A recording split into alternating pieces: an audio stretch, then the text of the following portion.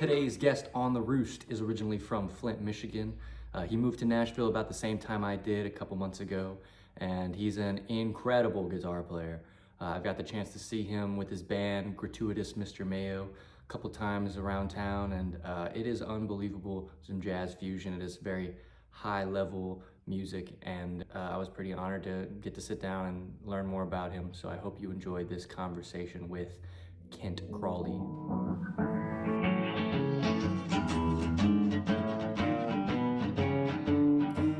The thing I really dig about this town, what I've noticed so far, is the community aspect. It's like every place with musicians, we always gotta deal with egos, but like Right. at least the part about the gigging is not doesn't really deal with the ego part. Everybody, doesn't matter what kind of ego they got. Yeah. It's like, oh hey man, you need a gig? Yeah. I'll I've got some network here. We'll figure something out for you, and then it's your job to put the other half of the work in. Yeah, right. You gotta learn the music and do all that, but that part's easy if you really love doing it. Right. You know, Yeah. So what's been happening? You've been staying busy. I have been and haven't. Yeah. It's kind of a dual edged thing. Yeah. In a good way. Mm-hmm. I started to hit a wall with the amount I was doing. Oh wow.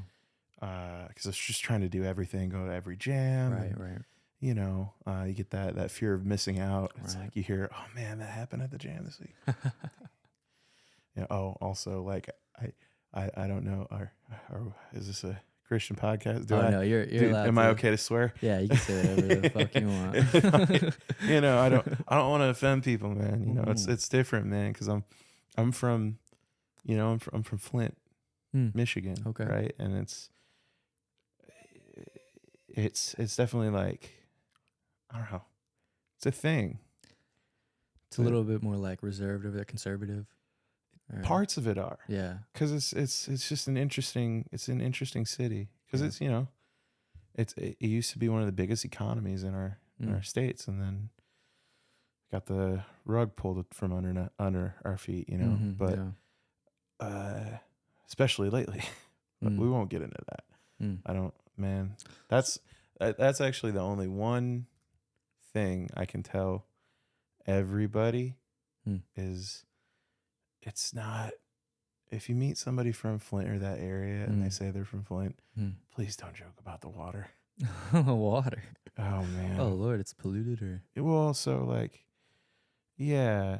So the Flint water crisis. Look that up. I won't get into it. Oh, I'm not savvy to that. But and that's totally fine. But it was a bad situation that happened. Oh wow. Almost a decade ago now, and there's still residuals. Oh, wow.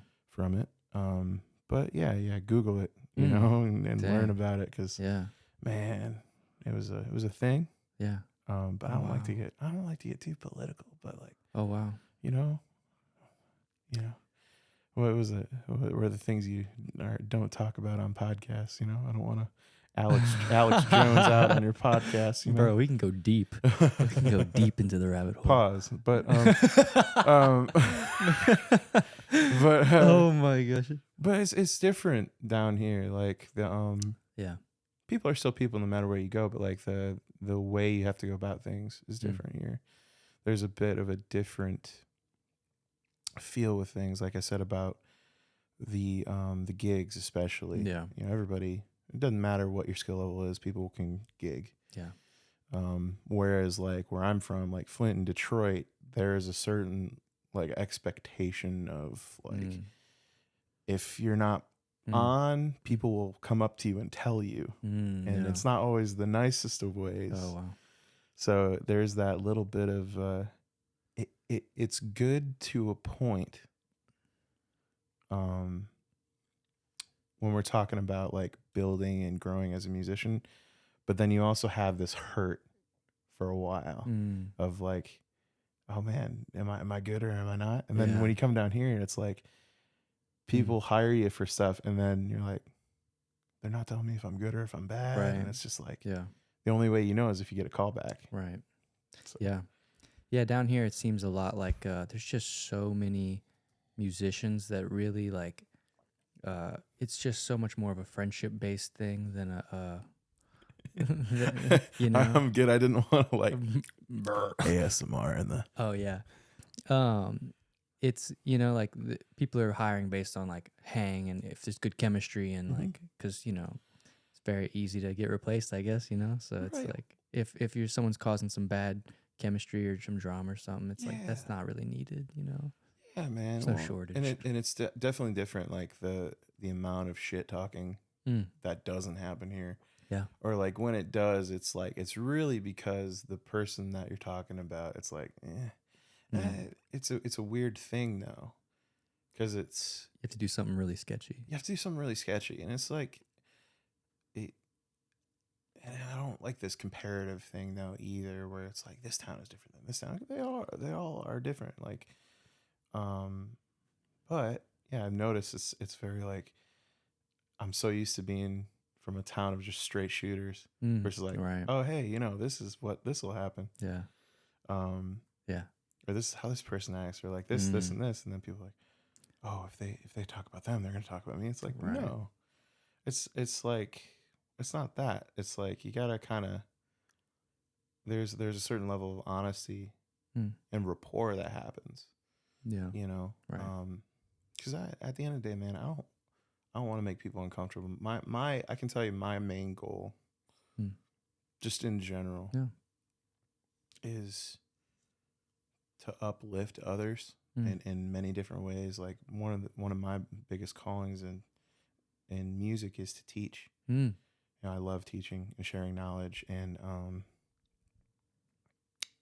just generally pushing people to the limits that they always like, oh man, I wish I could do that. It's like you can't. Yeah. It takes practice and sometimes it's the right teacher and the right thought process. I get a lot of people that ask me, they go, man, how do you play so fast? It's like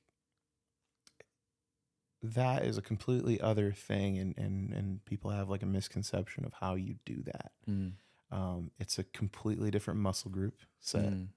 It's a completely different mentality when you play fast. You're not thinking about every individual note. You're thinking about the whole kind of basic phrase, and you're kind of doing piecemeal with your phrases at that point. Yeah. But man, can you tell I have ADHD? Oh yeah.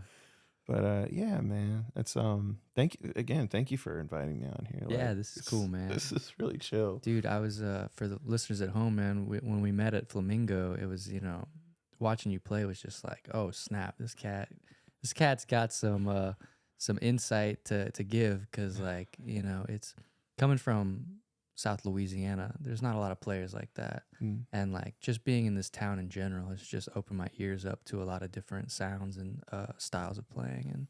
And I thought this would be a great conversation, just because you've definitely got your own perspective, and especially with music. So there's always something to learn.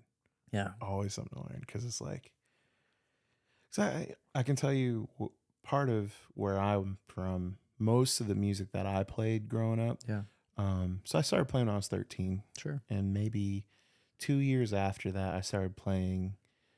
I played with friends and stuff like that. Playing like Kiss covers and and some like Pantera or Metallica, all the 13-year-old. Yeah. Learning Van Halen and Crazy sending Train. Hal Leonard, you owe me $100. No, because I sent in. Well, we won't get into that. But they had let me disclose this. On the Hal Leonard tab book, they had Eruption on the G string, the tapping part. And I was like, interesting. No. Interesting. But it is what it is. Yeah. So I started playing in like predominantly like black churches. Okay. When I was 15. Really? Mm-hmm. Wow. Yep.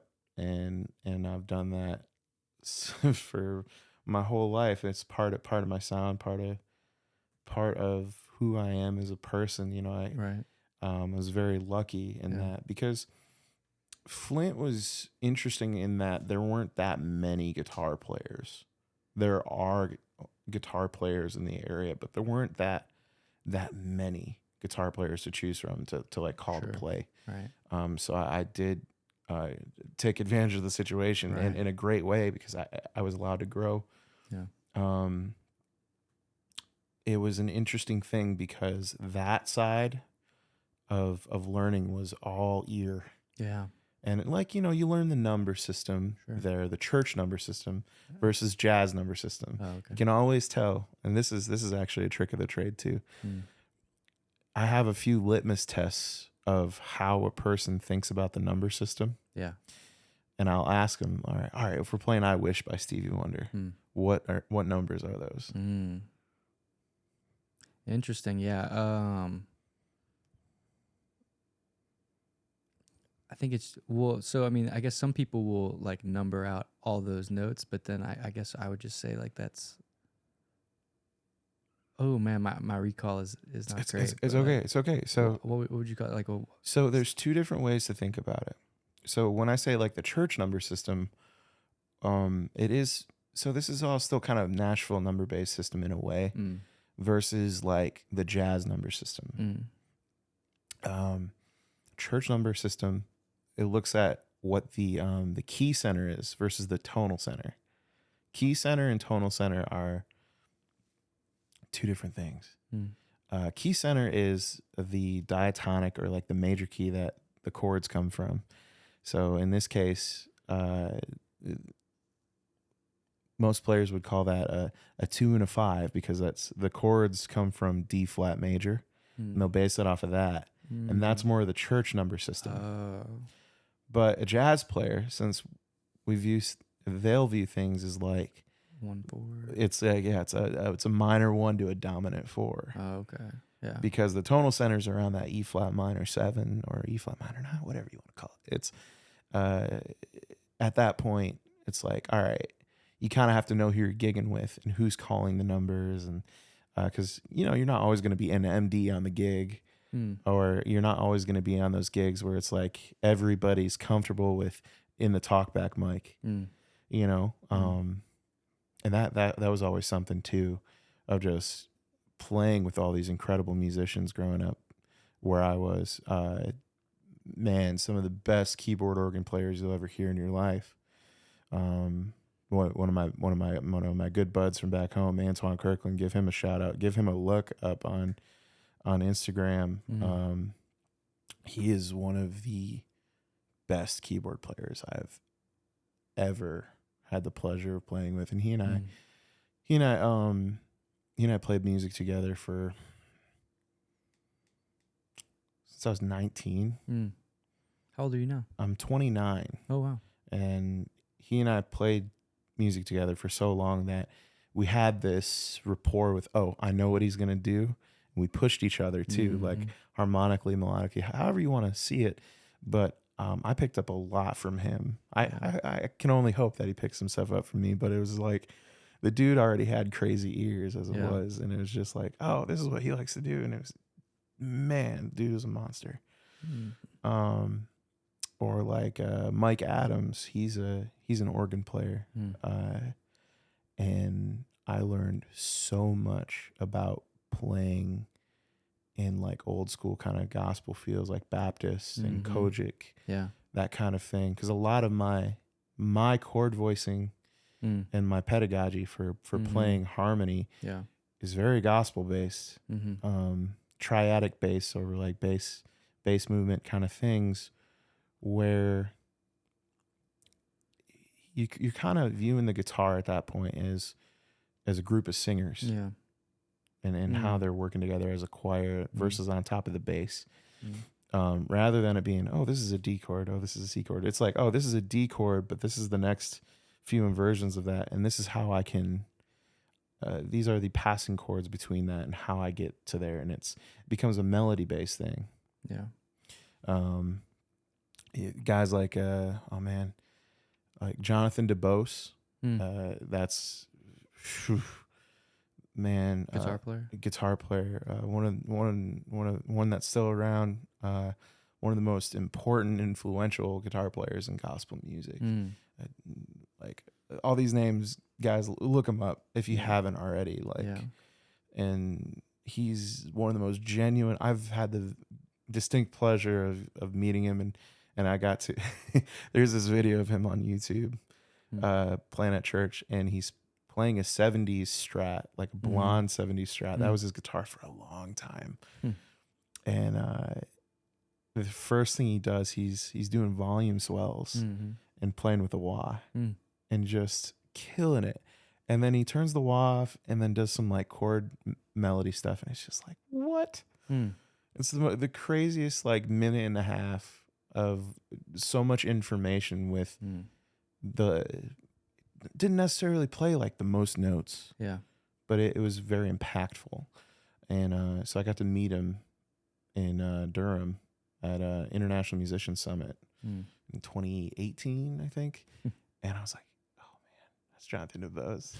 And so I was playing in like the lobby at this hotel, and I played his lick. I'm like, and he kind of looks over. He's like, very nice. Very nice. And later during the event, I got to see his Strat, and he's like, hey man, you want to play it? I was like, yes, I do. And it was like, oh, yeah. The most beautiful thing. Yeah. So, Bob, yeah, go ahead. So you're in Flint, Michigan, playing in these gospel churches. Did you have a mentor, or was it a lot of it internet and self-taught? Or? So that's always the question. Because I can tell you like the timeline. I was very lucky to have some good mentors. I'd say I'm like 60 to 75% self-taught. That other 25% is because everybody is self-taught to a point. Sure. It's you've got to put the work in. Right. But that first couple of years, I had about 6 to 7 months worth of guitar lessons from my first instructor named Tim Taylor. Incredible teacher, incredible guitar player. Just one of those just utility guitar players. It's like, all right, I'm a gigging guitar player. Yeah. I have to play all styles. And it's like, all right, how do I sound good and authentic in every style? And he is very good about that, teaching that, especially being a product of our environment. The thing with playing in Michigan is if you don't know how to play Motown, like that automatically like kills 25% of the gigs you can get. It like just a little bit of something. Yeah. Like if you don't know how to play My Girl, yeah, right, major pentatonic, or just like some simple guitar parts. But he was my first instructor that I had. I got grounded a lot. Oh yeah. Yeah. So that was the thing. I spent a whole summer because I'm a September baby. I spent a whole summer before my 13th birthday mowing lawns in my neighborhood. And I saved up, bought my first guitar. It was an Epiphone Les Paul 100. Nice. And my buddy Jack from my neighborhood, he played guitar, and that was when American Idiot came out. Yeah, exactly. Yeah. And he was like, he wanted to play the leads, and he's just showing me power chords. So that was, I was like, oh man, you're picking that up pretty quick, and you got good rhythm. So I was like, yeah, and I was really enjoying it. And so when I got that first guitar after that summer, my mother took me to Guitar Center. I bought it and bought a Rumble 15-watt bass amp and a Big Muff from my buddy. Oh, wow. So just the most wonderful sound you ever heard, right? I'm sure. It's Stewie with the banjo. Oh, what is that? My God. Oh, what is that dulcet tone? And so man, I found out years later from my father. He goes, man, you didn't get grounded because of your grades or any behavior. It was because your mom just got so fucking sick of you playing all the time. Oh my God. Because I did, it's like learning violin. You don't sound that great right away. No. I did pick it up very quickly though. It's that like hyperfixation thing of, oh man, it doesn't sound exactly like the record. I wanted things to sound exactly like the record. So like most guitar players that pick up the guitar, we learn Smoke on the Water first, right? I spent the first like 3 or 4 lessons learning Smoke on the Water, not the riff, the whole song, note for note. And we got to the solo. He goes, we don't need to spend. I'm like, no. He goes, he was a very good instructor in that he saw that oh, this kid wants to know why, not just how. It's like, oh, why does this work? Why is Richie Blackmore, who's one of my biggest guitar influences, like Deep Purple as a band, huge influence on my playing, man, and singing too, man. Ian Gillan, just all that screaming and stuff. Ian Gillan and like Robert Plant from Led Zeppelin and like James Brown, all that, all like screaming and squalling and being in church, like learning how to do that. Shoot, that's the singing end of it. But like, dude, Richie Blackmore on, yes, Smoke on the Water is a great song, one of their, you know, biggest hits. But ever heard Lazy? Oh, that's any guitar player or just any musician in general, because the drums, everything about that record, they're a really great band. Machine Head is the name of the album, and Lazy is like it's a swing. It's like a blues swing, and starts in F minor, modulates to G during the verses, modulates to A for the solos, and it's killing, just absolutely killing.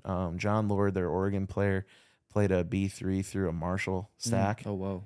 And it just had a tone to it. Dang. It's it was kind of like rhythm guitar on organ. Yeah. But in general, in like conclusion with that, I wanted to get that solo exactly like the record, and I did. Yeah. After maybe like 2 months of just shedding it and shedding it, and I remember the moment that I got it right. My dad kind of was like in the room, and he goes, "Whoa." Yeah. Because he spent a lot of I was very lucky with that too. The music didn't just pop out of nowhere. I'm the only musician in my family, really. I've got maybe some great uncles or something that strummed a few chords. Yeah. I'm really the only one that like actually took the music to a place where I'm at with it. But my father, he's a huge music collector. He's probably the only one of his generation that's a CD collector that. He's like, oh man, fuck vinyl, you know, just because it's part of. He's an audiophile, through and through. Like he's somebody I always hold opinion very highly when I'm like doing anything musically that I'm on. I'm like, hey, tell me what you think of this. He'll be straightforward to be like, that's too busy. Be like, hey, change the tone or like something. That he always has like a poignant viewpoint. Yeah. That's like, as a listener, he has one of the best ears of any listener I've ever met. Oh wow. And I grew up listening to, I tell people it's Abba to Zappa. Like his whole CD collection, he's got over, what was it? I think he said when I last visited him, we were up to 8,000. Jeez. Just and the kicker is this: it's numbers through Z, and it's all alphabetized and in chronological order. So like last name of the artist or like band name. So it'll be like ABBA, but then the releases will be in chronological order for ABBA, and then, you know, so on and so forth. So I grew up listening to everything from the Beatles. He's a big Beatle head, you know, or like the Rolling Stones, to Jimi Hendrix, all the rock stuff, to Zappa, to Prince, and P-Funk. He and I really love P-Funk. I love anything George Clinton touched, you know, or like James Brown, to Willie Nelson, or Graham Parsons. Yeah. You know, I'm a really big fan of the Flying Burrito Brothers.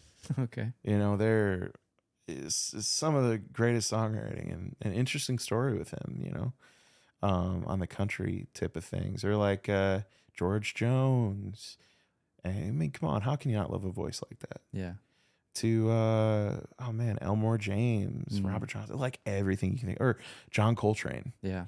Like the first like jazz tune that I ever transcribed was because he showed me John's full version, the 12-minute long version of Favorite Things. Yeah. And it's the most intense, beautiful thing you'll ever hear in your life.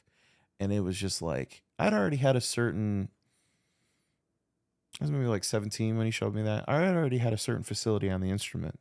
So I was, learning sweep picking and things like that because of, you'll laugh at this. The first sweep picking thing, because a lot of people that have watched me will know, oh man, he's a sweep picker. Yeah, for sure. Was you hip to Avenged Sevenfold? Yeah. Was really big into Sinister Gates. Brian Hayner Jr. Dude, monster player. And so it was just like, all right, I had that facility down, and it was like, oh, hearing jazz and like hearing horn lines and sax lines, and how can I put that on the instrument and in a way that's actually going to translate, so it doesn't sound like I'm, when we play pentatonic 2 notes per string, how it can be very picky, like unless we're like pulling off hammer and on kind of thing. Yeah. It was like, oh, if I lay the notes out on the fretboard this kind of way where it's like I have 3 notes on a string with a pentatonic, it makes it a bit smoother because I can phrase differently with it. But generally though, man, to answer your question, I swear, man, I get off in these tangents, and I'm a motor mouth, as you can hear. But so I had a lot of mentors. Tim Taylor was my first instructor. That was like from 13 to 15. I quit lessons right before I started high school and like got into girls and stuff like that. Plus he knew, like, he was very good about teaching bigger concepts because he knew I wouldn't be there a lot of the time. Yeah. Like, oh, he got grounded. So he'd be like, all right, this is why these licks work over this chord progression. We studied like the solo for Hotel California. Yeah. Those solos. Right. It's like, why do these particular notes sound good? And it's not so much, oh, he's playing the pentatonic scale. It's the triads. It's the triads. He's outlining, Don, and I prefer Don solo in that, but nothing against Joe Walsh's solo. I love Joe Walsh's solo in it too, but it's just like Don's first solo, it's like, oh wow, he's playing some really interesting things here. For sure. Why he'd ask me these questions, and then I'd go away because I'd get grounded, but then I'd have time to sit on it. Or like, this is how you harmonize a major scale. So I got taught through like basic harmony, and we maybe scratched the head on modes, but we're of that YouTube generation. So it was like, all right, we got YouTube, we got books, we've got the online thing, and there's a lot of pedagogy out there of just like, all right, this is why they're doing this thing. And but the main difference is I also had the ear side of it, because my dad would sit there with me with a CD player, and I remember him playing a song and being like, all right, listen to that part. And then he'd put it back, and all right, I want you to listen to it again. I want you to hum along with it. Hum the part. All right, bring it back.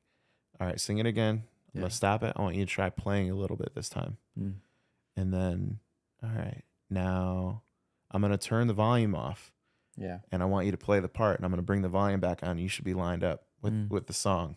All right, but now I'm going to keep it on. You should be able to play it just like it. Wow. And granted, it took some time to do that, but intense. It would be like, oh, that was ear training. I didn't realize that's what we were doing, but my dad Miyagi'd me. Yeah. A lot of the time, which it was simple stuff like Hey Joe, or like, Summer Breeze, the Isley Brothers version, or just random things, songs that he liked or he thought would be good to learn. And I loved it, man. I really did love it. I was a big Hendrix nut. Yeah. Like, there's a lot of Hendrix playing that's in my playing, and part of it I was very lucky with the gospel thing too. Yeah. That kind of like R&B gospel kind of playing around the chords, almost like in a piano player way.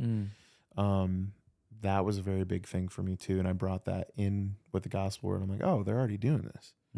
Like that must be a thing. And so it's like you get all these bits and pieces from things. Another instructor, I took like 2 lessons from him later in life, just because I was like, hey man, I want to pay you some money, because taking up your time. Yeah. His name's Rich Small. Reichlin Small.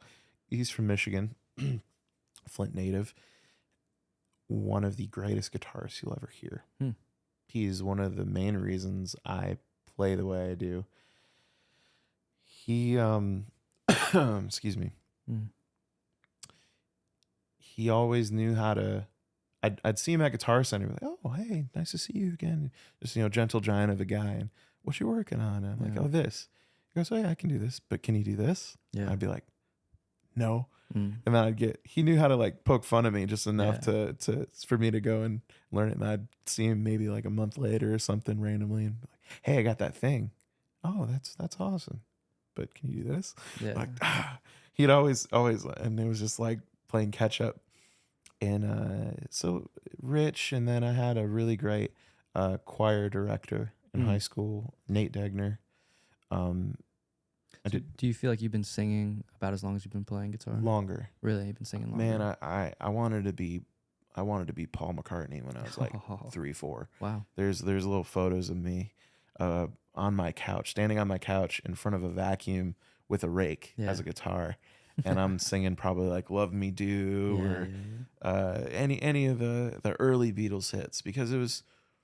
I'll say this: my both my father and my mother were very. Granted, they argued about it a lot. Mike, why are you showing him that shit? He's too young. I saw Delirious when I was like 8. Eddie Murphy. I was like, or just things like that, but. He's very good about like, okay, his ears might not be ready for that yet, but he's got to hear it. So I'd hear everything. Yeah. But like with the Beatles stuff, he knew not to show me the psychedelic stuff until maybe I was like, sure, yeah, 6, 7. It would be more the early like Meet the Beatles record. Love me do, all that, and or like. Help, all those things. So were you in Michigan up until you moved here? Yeah. I was, man. I living in my mom's basement. Hell yeah. I was very, very lucky. I was scared for a long time to move out. Yeah, it's intimidating. It was very intimidating, and by no means was I a basement player though. I again. Part of it was like oh man, am I going to be able to? I was scared to move out. Am I going to be able to support myself by doing this? Because, man, I don't do good at like day jobs. Yeah. I know I don't. I've never. I'll maybe hold down a day job. The longest one I held down, I was a lifeguard for about 5 years. Wow. I started when I was 16, and I was there for 5 years, and then I taught. I actually started teaching when I was like 16. I had my first like students when I was 16. 17, I was 17. I started working at this place called Rockstars Academy. And I worked there for a couple of years, and I taught lessons. And man, I'll tell this to anybody. It doesn't matter if you intermediate, advanced, or beginner. Like, if you can teach something of value to another player, that only ingrains it that much more in your head. True. Because you're able to explain it to somebody that has a different perspective. And we all don't learn things the same way. There are the 3 different learning styles: auditory, tactile, and visual, visual, whatever the term is. And as a teacher, you learn. If you're a good teacher, there are good and bad teachers. If you have the passion for it, then you learn to become a good teacher, and you learn like, oh, I can't teach the way I learn. You have to learn the way you have to learn how to teach somebody the way they learn, right? And kind of exploit those things, and like, oh, they're very tactile. Maybe I'm gonna like, all right, watch what I'm playing, but this is how you do the fingering on the guitar with this thing, and this is how it's supposed to feel. Like teaching somebody how to bend. Have you ever taught somebody how to bend a string? Maybe not. I've taught a couple people, but maybe not bending. Dude, bending is it's a nice ride. Yeah. Because it's like, gotta use your ears. You gotta use your ears. Yeah, number one, and it's like there's so many small nuances. Yeah. that's the thing I'm sure you'd agree on is guitar is not about big movements. It's all about the micro movements. And like, if you adjust your fingers just one slight little different way, it's going to change everything. Yeah.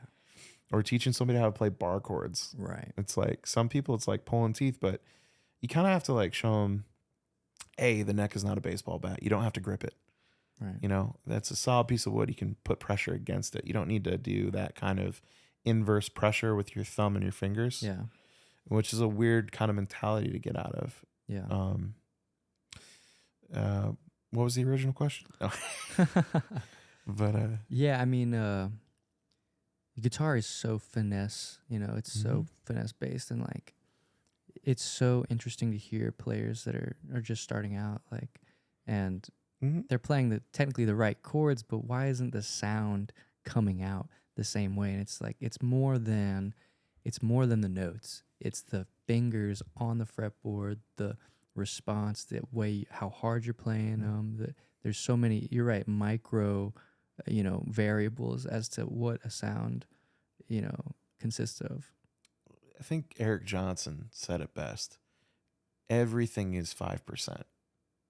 It's like, yeah. He goes, yeah, it might sound crazy with the whole battery thing, but he goes, it's 5% variables. If I can make my tone or my playing 5% better in each area, each 5% adds up. Yeah. Over time. And same thing with just the playing in general. Like, there's a lot of these reels that are coming out of Stevie Ray Vaughan talking about Jimi Hendrix lately, where he's just like, people compare him to Hendrix, and he's like, and he's like, I'm me and he was him. Yeah. He goes, and that was the best thing. He goes, I play what excited me, and he played what excited him.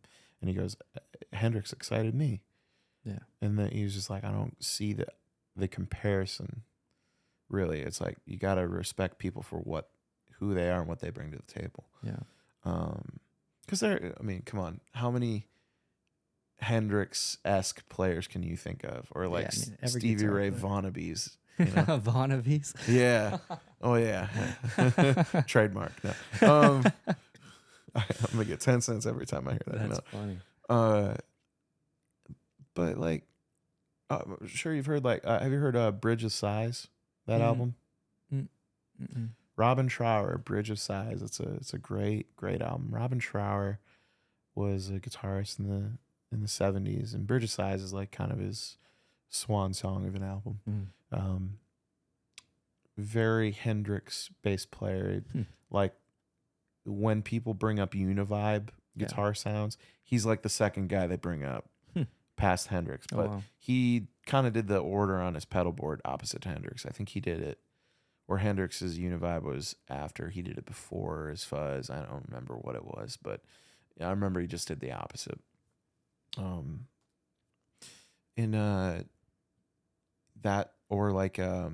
There's a band called Mahogany Rush. That guitar player from that band is very Hendrix based kind of playing. Yeah. Very similar style bending and that kind of thing. But again, it's you play what's exciting to you. And if you really listen to Hendrix's playing, if you can sit down and really listen to a player and hear what their influences are. Yeah. It's like you got with Hendrix, Curtis Mayfield for sure. You've got Albert King. Yeah. You've got B.B. King in there. Yeah. You've got Buddy Guy in there. Yeah. And it's just like, oh wow. Or like Muddy Waters. Right. Dude was, there's this whole, and this is one of those like controversial statements. Why was Hendrix the greatest? Yeah. It's like, there's so many reasons. He even knew he wasn't the most technically advanced like shredder in the world, but his technique was ridiculous. Yeah. His technique was ridiculous on the guitar. Yeah. Like, all right. So I was different in the whole Hendrix department, whereas my first Hendrix song that got me into him was him doing a cover. Oh, really? It was his live version of Johnny Be Good at Berkeley. Oh, really? Dude. Interesting. You want to hear the most ridiculous just trio sound. It's oh my gosh, my brain. Thinking of names and things, but it's oh my gosh, because it's not Noel Redding on bass. It's cannot think of his name. His name on Facebook is The Last Gypsy. It's Billy Cox. Yeah, Billy Cox is on bass. Oh, really? And Mitch Mitchell's on drums. Yeah. And I always liked that combo because Billy, no offense to Noel Redding, but Noel Redding was a guitarist on bass. So he had that different thing, but he knew how to split the difference between the bombasticness of Mitch Mitchell and just the sheer veracity of Hendrix. There needed to be a foundation there to like tie it in. Whereas like Billy Cox was a bass player from the same kind of role where it's like, I have to rein this in and give it some foundation. It's just, Billy had that kind of more bass player kind of feel. Yeah. Yeah. Or it's like, you know, you listen to Black Sabbath. Yeah. Geezer Butler is a guitarist on bass. Like, yeah.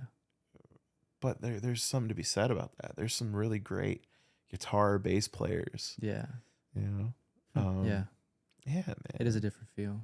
Huge. Well, I'd like to kind of, before we go too far, I'd love to talk kind of more about Mr. Mayo and kind of what y'all got going on, man. All right, man. So actually I'll have to pull my phone out for this one. Go for it. So I again, this town has been very great to me in that I've met all these incredible players, and man, I'm starting to sound like Miley Cyrus. 3 days in Nashville, 1 week in Nashville, 1 month in Nashville. Right. Yeah, man, it's nothing but a vibe, brother. Hey, all I got is 3 chords and the truth.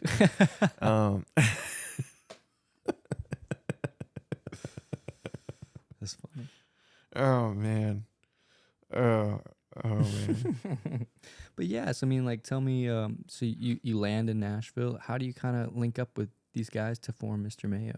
So our full name is Gratuitous Mr. Mayo. My bad. It's all good. But no, but it's easier to say Mr. Mayo. Gratuitous is like an extra few syllables that we didn't need, but that's the whole point of it. It's like we're that band that just goes like that extra mile with, oh, we're playing the notes we don't need to play.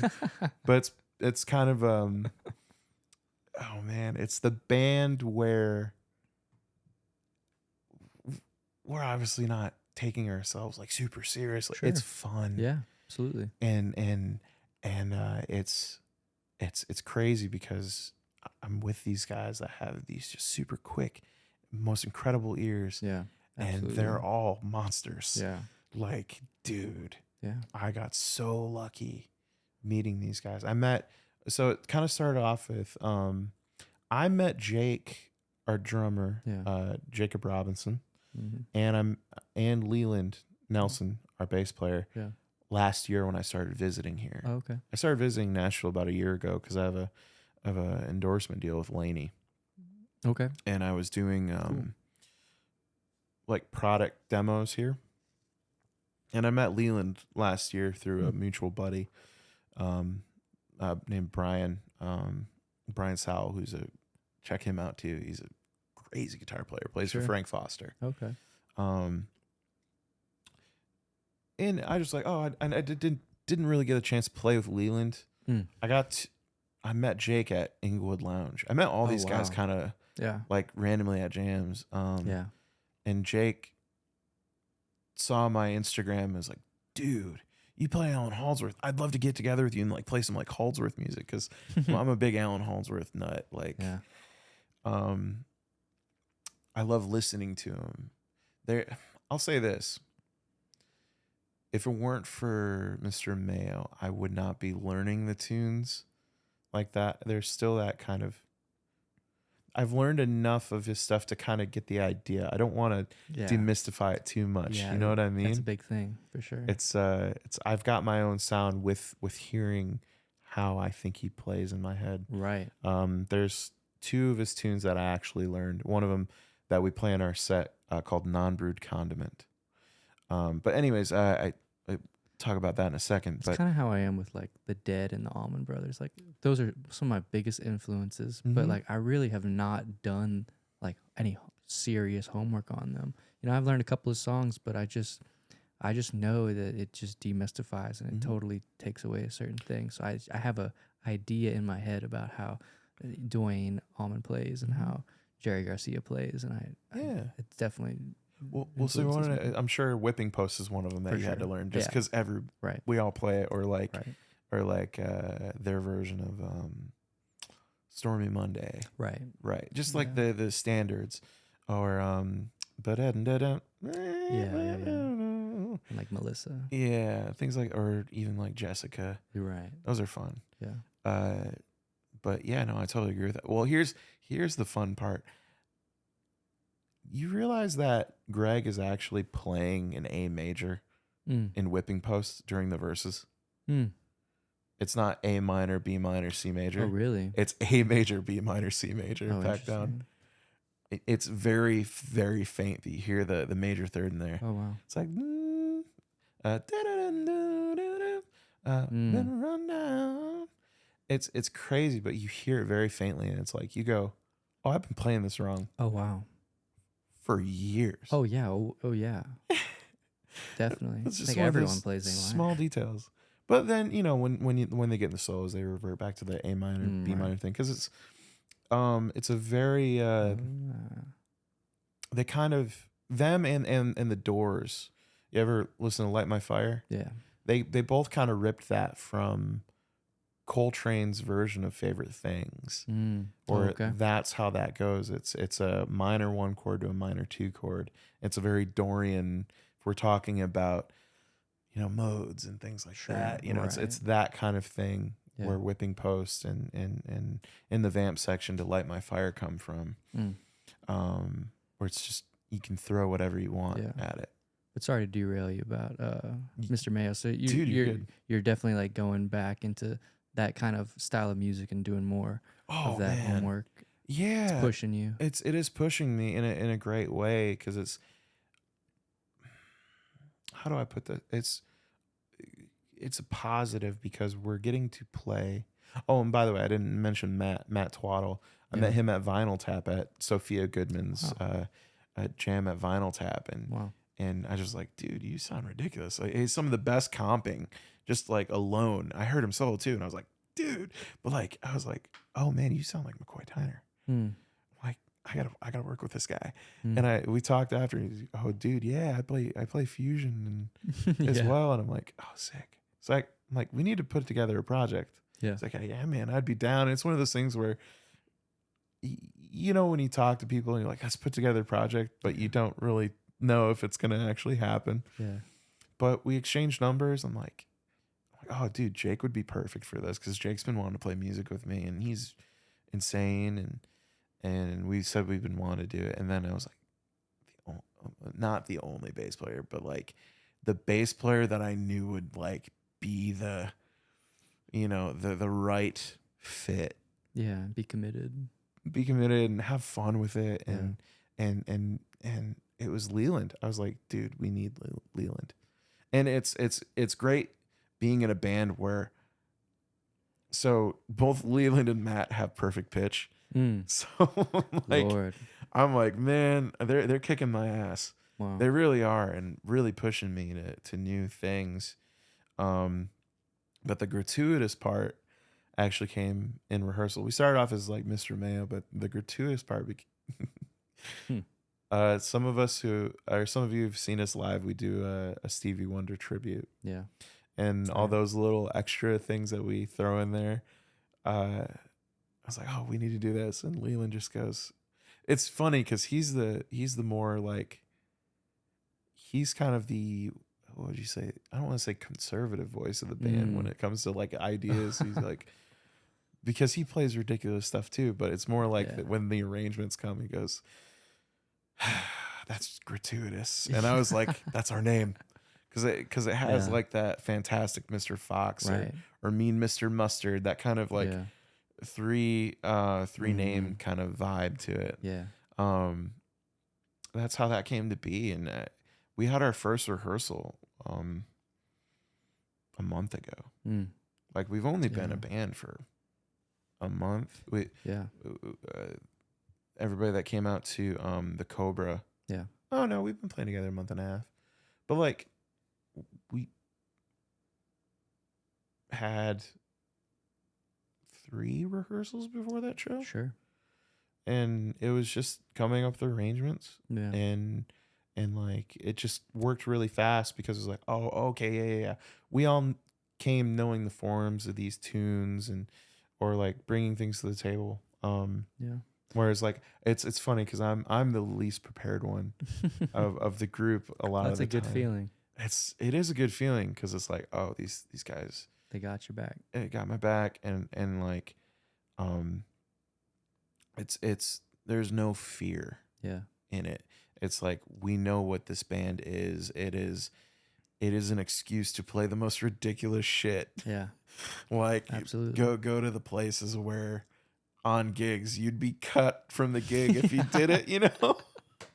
And it's like it's like, okay, you know, it gets that out. So on like the, you know, the gigs where you're having to be, you know, reserved and Yeah. not play all the stuff you have to play for the gig, and you know, you're not having to, you know, overplay, because Yeah. I'm the king of overplaying, man. Like I have those moments Yeah. where it's like I can tell when I'm playing with certain people. Yeah. It's like there's that moment of like, oh man, and then it's like, Oh all man. right, rein it back in, man. Like that's good, but like Yeah. a little yeah, bit yeah, less. It's a little too much, a little Yeah. gratuitous.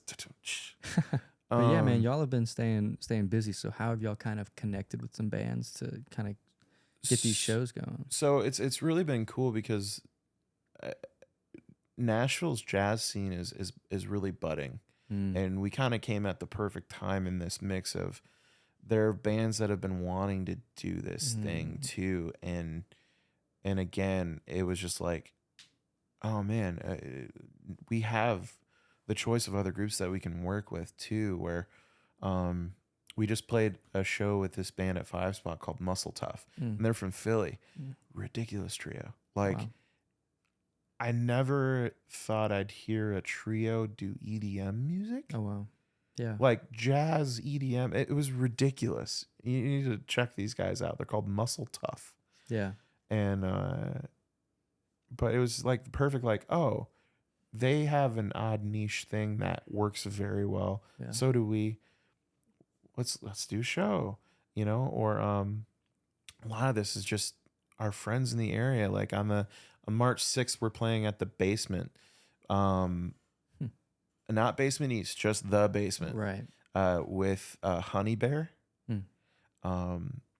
Honey Bear is my buddy Sal. He's a sax player, and his group. I believe, I want to say it's. I don't know who's on drums for that show, but I know it's Rafael Freitas on bass. He's ridiculous, and then Jack Steiner is on guitar, and Taylor. I don't know if Taylor's on second guitar. Taylor's also a really great guitar player. Taylor and Jack had this band called Tang, and I know we're gonna do some shows together It's a too. cool name. Yeah, dude. And yeah, they very in that vein of like intervals or like polyphia kind of guitar playing, where it's very arranged guitar and it's sick. But then they also have the sections of the songs where they improvise, because both Taylor and Jack are ridiculous improvisers too. Nice. They're just sick players. Check them out, Tang. Nice. I know we're gonna have some shows with them in the future too, when we get it booked. And it's just coming up with those opportunities and trying to like these venues that can have these kind of shows, like the Basement or like I'm gonna try and get a booking with the Analog Room, or so like the Cobra gig. Yeah. That was Lexi and JJ. They're doing their tour, and they're doing it as a duo, but they wanted people to support with them.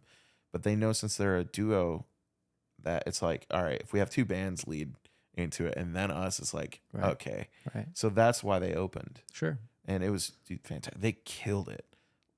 So they reached out to y'all, or how did you kind of link up with them? So they reached out to Matt, because Matt is from, Matt was in Boston, and that's where the area that they're from, and it's kind of just cool. Connective thing, like, oh, hey, I see you guys have a band now, like, Yeah. you want to play with us, kind of thing. And that's been a lot of these gigs, or like we're setting up our own gigs. I have to look at the calendar for the other one real quick, but yeah, the 6 is at the Basement, and that's gonna be Honey Bear and Maxwell House. So that's, I believe it's Honey Bear opening, then Maxwell, and then us closing, and that's gonna be just a really groovy night. Yeah. Let's see. The rest of your band, they've been here for a while. I know Leland's been here for some time. Matt's been here for. I have to ask these guys how long they've been here. They've all definitely been here longer than a year or two. Maybe Jake's been here about a year and a half, but they've all been here. They've all been here a decent amount of time, versus me, who's like totally green. Yeah. But to plug the March 6th show, it's March 6th at the Basement. It's going to be 9 p.m., $10 at the door. It's with the Basement, it's 21 and over. Sure. Obviously. But then I have to keep scrolling. But if you have any other questions for me, that now would be the time, because I Word. Well, I guess I just also want to know kind of how you're juggling Mr. Mayo and whatever else you're kind of doing gig wise. So, right now, the way that I'm doing it is, Are you playing on Broadway at all, or I am. Yeah. So just once though, I'm 323.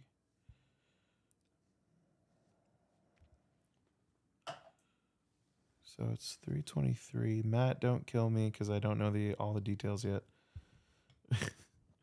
Hold on. 323.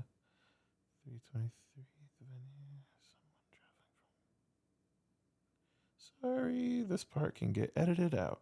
Oh, for sure.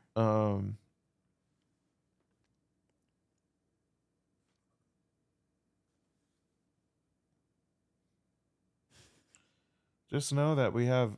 I tell you what, guys, follow us on Instagram. It's at Gratuitous Mr. Mayo. Yeah. And we'll have all the details there Yeah. at the end of the day. Because I'm the worst when it comes to putting these things in my phone. I legitimately just bought myself a whiteboard, like dry erase calendar thing in my room, and I stuck it up there, and I'm gonna get into the habit of doing that. But nice. I like being kind of a creature of habit to a point. I do like switching things up. I do have a regular gig on Saturdays at 12:30 Supper Club right now. What's that like? It's great. It's like it's a band, or so I'm playing behind this singer artist named William Davenport, and it's just playing like R&B kind of music. Nice. And it's great, man. Nice. How'd you get linked up with William? How did I? Oh yeah. So when I got into town, I had no gigs. Yeah. I had went on the road for a couple one-offs with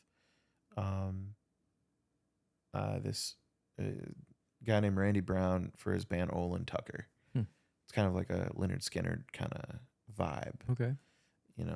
Southern rock.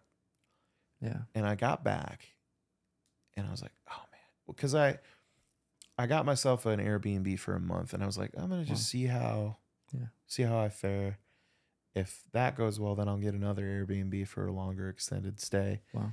And that first week, I just was going to every jam. Went to Inglewood, went to Flamingo. I went to Whiskey Jam. I went to like just networking my butt off and letting the guitar kind of speak for itself. Right. And doing that, and people just kind of like sharing my name around. And I mean, people taking videos of me on Instagram, and then I have to do that thing of, oh, hey, man, tag me in it, and then they'll tag me in their story, and then I have to screen record it and then cut out the Instagram parts just so you can see me when I post a video. Yeah. It's so nice. Repackaged, repurposed. Yeah. But Smart. yeah, it's if you look at like 50% or more of my videos are other people's videos that I've just screen grabbed. Yeah, I don't need to hire a photographer. When you're playing like that, people will be videoing. Well, then it's that thing of like, shit, they didn't get the whole thing. You know? Oh, yeah, right. Because you kind of like have that mental note of, I remember I played something really cool there. Yeah. And then they cut it off just before. It's like, right. ooh. That is But tough. oh, well, you know, you get what you get at that point. Yeah. So this regular gig, So yeah, the regular gig I got it because, thank you for keeping me on track. For sure.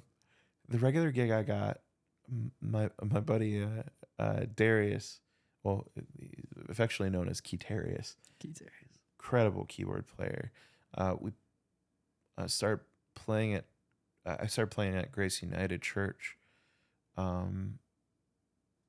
My one of kind of like, you call him Unk, you know, he's man, Eric Bryce, who's old Detroit guitar player, lefty, upside down player. Oh, nice. One of the sickest. Plays for Chaka Khan. He's played for a bunch of people over the years. Dang. I met him at International Musician Summit years ago, and just he's like, "Oh, you're from my neck of the woods," kind of thing. Yeah. Kind of took me under his wing. He's always kind of looked after me. And was like, "Hey, how you doing? How's your mental health? Like, how's things in your life?" Kind of thing. He's really great. It's awesome. Great person in my life. He got me that gig at the church, and all the guys are like, "Oh, are you gigging anywhere else?" I'm like, "I haven't really gotten gigs yet, and I'm kind of worried about it." Yeah.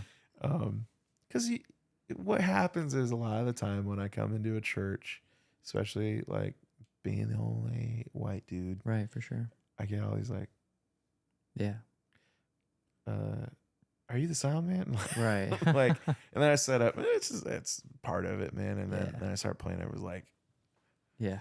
I'm like, yeah. I'm like, it's not that kind of weird thing of, I didn't pick up the gospel music after I started learning to play guitar. I was playing gospel music as I was learning, so it's ingrained. Mm-hmm.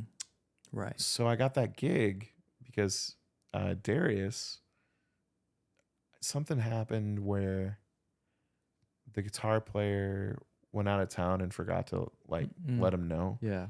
And hey man, can you get down to Broadway in the next 30 minutes? Because we go on in 45 minutes. And I was in East. Yeah. So like 10 minutes. So I'm like, sure. Yeah. I'll get there. He goes, you know R&B? I'm like, Yeah. I'm like, I get when people ask me that question. It's because they don't realize like I've been playing in Detroit for the past 8 years. And that was like mainly what my gigs were. It was like R&B. Well, we can talk about that in a second, who I played for in Detroit. And it's very important to talk about.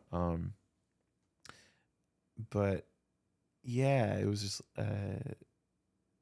got that gig from there, and I went and killed the gig, and, nice. and William was like, "Hey man, thanks for doing it," and asked me to do it the next weekend because they had booked him out for like a quarter of and it turned into the drummer that was on the gig was like, "Hey man, I'm playing an analog tomorrow night. You free?" I'm like, "Yeah."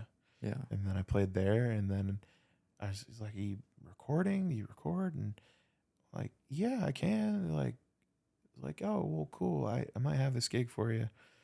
And Colin, who's mainly the house guitar player at Inglewood, Okay. Colin Wells. Okay. Yeah. great guitar player. Something happened where he couldn't do the whole session because he was, I don't remember what the whole thing was, but between the drummer, Smoke, John Smoke, DJ Smoke, and Colin's word of like, oh, hey, yeah, Kent can do this. Yeah. I got on that recording session. I ended up at Apple Music Studios, like my first kind of week in That's town. crazy. And it was really cool because it was me on guitar, but then also Adam McPhail was on guitar as well. And he's kind of, he's a big name here in Nashville for session guitar. And Wow. and I was just like, oh, okay, I don't really have to. And getting used to that, man. Sessions. Let's talk about that for a second. Yeah. Sessions in Detroit versus sessions here. Oh my gosh. Yeah. I'm not used to people going, oh yeah, that's a good take. Let's go on it. But then not knowing if that was a good take or not. I'm like, oh, do I need to fix this? Or like, what was wrong with it? Or, all right. And then you just don't get a call back if you're not good, kind of thing is what I'm hearing. Yeah. Or like if they even used it. Because that's the thing with sessions. It's like, you kind of got to have a thick skin with that stuff. Because it's like, you can record all these incredible parts and then they end up not using it. It's just like, for sure, kills your ego. Yeah. But I'm used to Detroit where it's like, man, record that again. Record that shit again. That was terrible. That was ass. Yeah. Change it up. Or like give me something different. Like Definitely. or it'll be like the rough end of things, or like the positive ends, like, hey, I didn't really like what you did there. Can you give me something else more like this, more like that? Yeah. And somebody will say like a specific guitar player, as you do on sessions, like, can you do this kind of thing? Can you do this kind of Motown thing? Or can you give me some chuckas? Can you give me, the backbeat? Or just like give me the Michael Jackson thing? Yeah. It's all these different, like, so you go, oh, you want that kind of, or you want like the James Brown kind of thing. So it's having all these different tools from your toolbox that you kind of have to like pull out, and it's having different feels. Yeah. And but yeah, man, that's how I got that gig, and it just worked out, and I sing as well. That's kind of always been a plus for a lot of artists, where not only can I play guitar, I can sing fairly well. Yeah. I have my shtick. I can do a lot of like Prince and D'Angelo and a lot of that high pitched falsetto screaming stuff. Nice. Or like I do a pretty good Robert Plant, and I'm not gonna do it right now because I'll spike the, that kind of thing. I learned how to do the healthy screaming. Yeah. Early on. Yeah. There are moments though where it's like you overdo it on a gig because you can't hear yourself and you're just having to oversing. And but yeah, that's kind of how I kept that gig, and he's been really cool to me and just letting me do a couple tunes during the set so he can have a bit of a break. Yeah. A lot of times I'll do Kiss by Prince because that's like everyone can dance to, or I'll do like Feel Like Making Love, the D'Angelo version. Or I'll do Untitled, How Does It Feel? That's another, really great, vocal track that I do. Nice. And yeah, it's been a regular Saturday thing during the week, juggling everything. So a big portion of how I maintain and make money is teaching. So if anybody does want lessons, please contact me through my Instagram at Kent_Crawley, KENT_CRAWLEY. That is a good portion of how I make a living is teaching. Right on. And I love teaching. So it's, and my rates are what they are. We can talk about that. Yeah. But in general, You do mostly online? It's actually half and half right now. Wow. Yeah, I've got a decent amount of students that are in town. And everybody's really hungry for the knowledge too. It's been a blessing. Sweet. And I ended up teaching some people I never thought I'd be teaching too. Like, Oh wow. I gave Andy Wood a guitar lesson, and I just was like, "What you want? Yeah, man, I want to listen from you." I'm like, "All right," and dude, it's really cool to see somebody that has that platform. Yeah. They're like, "Hey, you got something I want." Like, it's that humbleness of being like, Yeah. "Hey, man, like, yeah, I'm gonna pay you for your time. You're worth it." Yeah. Not, That's awesome. yeah, it's great. And seeing just like the humbleness of everybody around here, and being like, "Hey, show me that stuff," and you're worth the time, and learning that it's that self-talk thing of like, hey, I am actually worth what I'm charging, For sure. not feeling guilty about it. It's like, oh man, that, because this is my passion. You feel kind of guilty sometimes about like, oh man,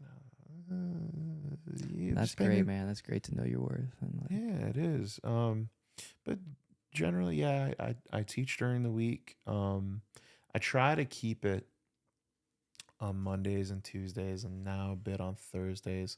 I'll try and fit it. I have time a little bit during the day on Wednesdays when I can, but I try to keep my evenings open, kind of thing, so I can go to jams or just hang out with people and go to the gym. Man, I've been turning into a bit of a gym rat Nice. lately, and just get my health in order, man. Because nice. shoot, we're not gonna be here forever, and it's Yeah. like you gotta take care of you at the end of the day, man. Like, because there was one point, man, where it was I could hardly stand on a gig because I was almost 400 pounds. Oh wow, dude. And so before a pandemic, I dropped what is it, 125 pounds. Dang. And the pandemic happened, and I gained it all back. Oh wow. Learned how to cook Yeah. very well. Oh, You know, nice. like gourmet stuff. But man, so it was just like, all right, now I gotta forgive myself for gaining the weight back and getting back down to where I want to be. And I've definitely got goals, man. I want to get down to like 200 pounds, and it's kind of a good place where my body sits when I'm there, and I feel good, and cardio is good, and because I can lift. Yeah. Any big guy can lift. Yeah. Like I'm not Yeah, gonna yeah, be like, I lift this much, but like I was doing CrossFit, and I was doing lifting competitions for a bit there, and nice. but in general, like, yeah, man, health. That's the biggest thing. Cause like, shoot, some of these gigs, especially now, like being in Nashville, you're out there for like on your feet for 4 hours, bopping around, and then afterwards you're just like, why my legs hurt? Yeah. And then you're, if you're an idiot like me, carrying an amp around to like Tootsie's or something like that. Yeah. And it's like, oh, I've got to walk this back to Commerce. Yeah, you need a little dolly. Yeah. Well, that was always the thing. I'm just like, I should get a dolly, but I'm also like, I'm a bit of a masochist because I'm like, all right, I can get a bit of a workout here. Yeah. Like, I'm like, all right, I'm halfway there. Switch arms. Two birds with one stone. Yeah. And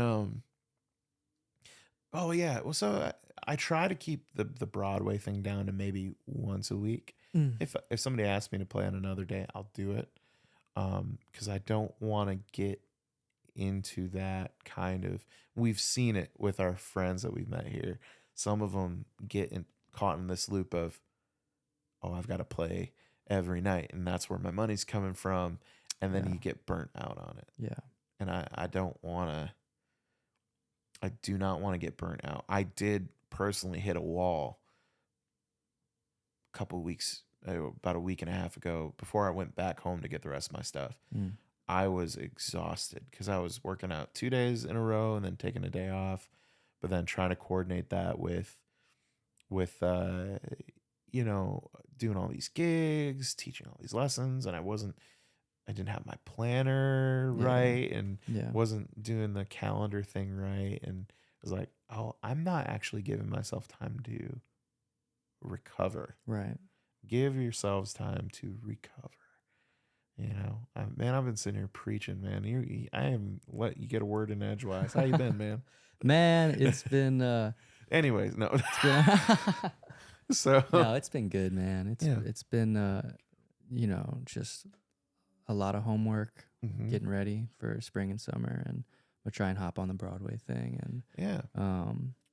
I got some gigs on Printer's Alley I'm excited about. Sick. Yeah, I got the Fedora Lounge. It's a new place. It's right across from Bourbon Boogie. We got 4 gigs there. Nice. So who you playing with? it's my trio. It's all my roommates. So Nice. we're doing like a blues cover thing. Sick. So we were just busking in the street on Printer's Alley, and the bar owner threw his card in our bucket, and Good. it was awesome, man. It was a good win for us, you know, and like hopefully that turns into a more regular thing. If you build it, they'll come. You know. Oh yeah. But dude, yeah, you're a killer, man. So like, Yeah. there's a reason he threw his card in the bucket. You know, Yeah. you'll get the opportunities if you look for them. Yeah. Like, I got no doubt in that, Yeah. dude. Like, I was very glad to have met you when I Yeah. did, and just got to give you your flowers, man. Like, you're Thank you, really, man. really. It's not even just about the guitar playing. Like, dude, you're a good hang. Like, Thank you, man. like, shoot, like, that is the funny thing you mentioned earlier. It's like, you learn it's not about how great the musician is. It's like, Right. can you stand to be in a room or in a vehicle that's moving for multiple hours with them? Yeah. Yeah. Majority of the time is off stage. Yeah. Yeah. Yeah. And you're just shooting the shit. What's going on with life? And problem with me, I can tell, is I'll sit there and talk music theory Oh yeah. and like talk just music. I can talk about that stuff for hours. Yeah. So again, like I said, my biggest thing,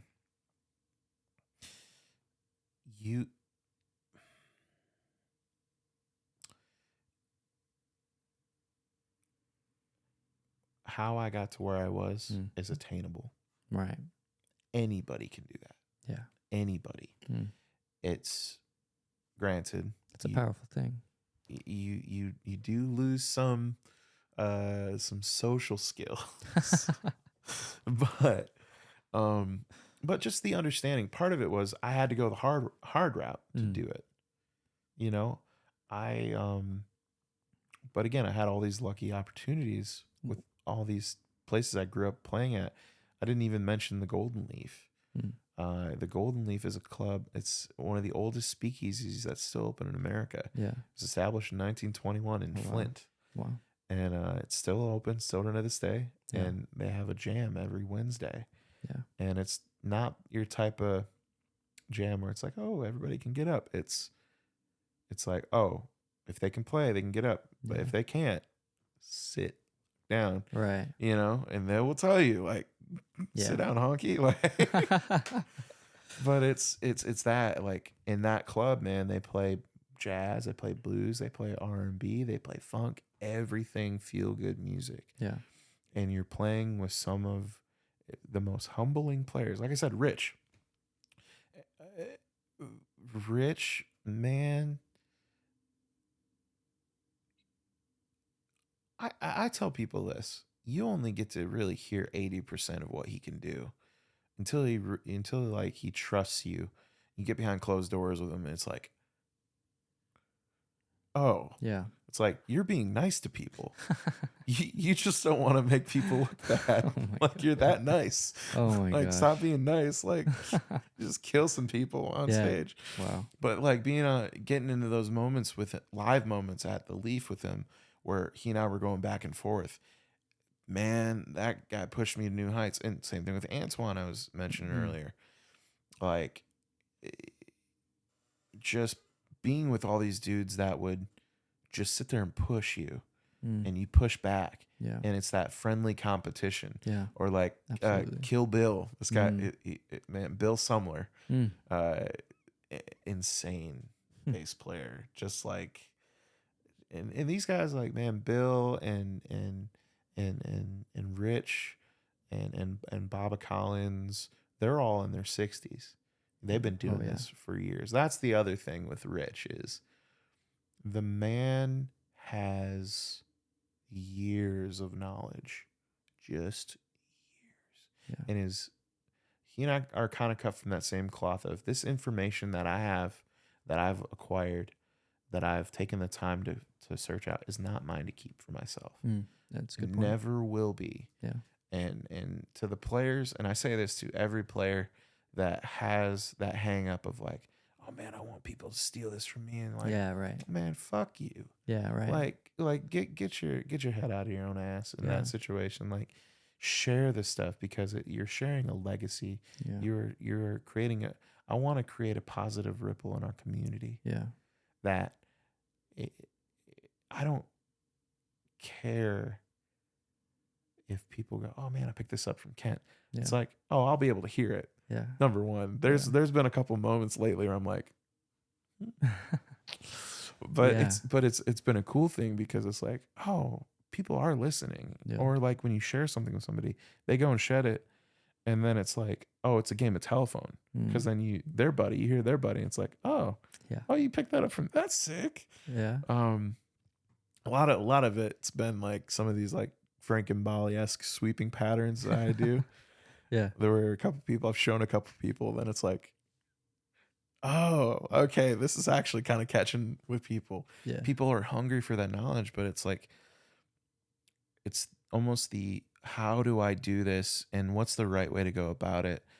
I'm glad that I had to take those hard years of the hard work to put in so I could actually make it easier for other people. Yeah. Yeah. And that's the biggest thing. It's like, from the experience of playing that stuff, it's like, oh, hey, no, I know what you're doing, why it feels weird, or like what you're quote unquote doing wrong. You're right. You get into that whole thing of Getting caught up, or like, oh, hey, if you change this slight little thing, or feel like if you choke up on the pick a bit more and feel the string with the back of your thumb, you can actually feel.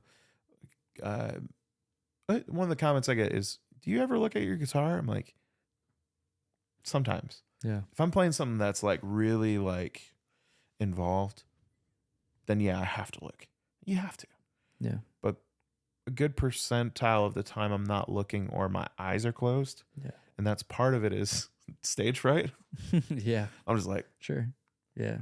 but you know, my eyes, I squint in general. But man, that whole thing is just, get used to playing and get used to teaching this stuff to other people. And it's really a very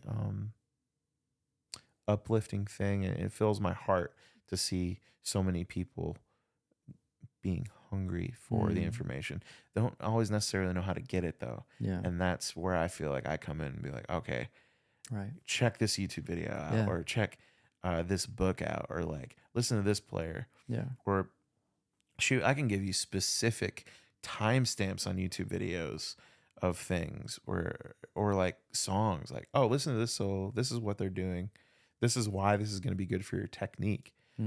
And biggest thing I can tell you, man, to expand the fretboard, take one idea that you have, move it through the scale, move everything up one note in the scale, and you learn so much more about the guitar than you ever would. And it's like, oh, this isn't just I'm going to challenge you real quick. Grab your guitar. Yeah.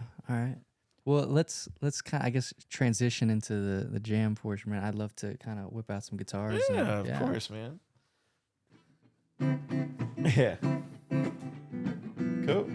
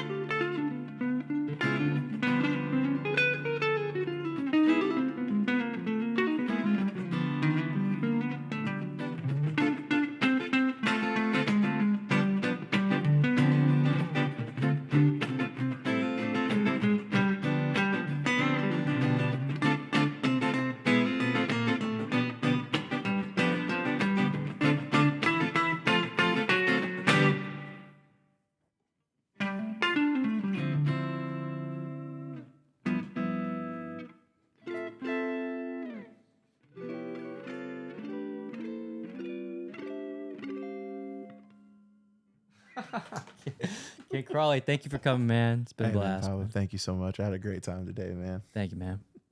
Maybe we'll do it again sometime. Oh, of course. Bye, everybody. Peace.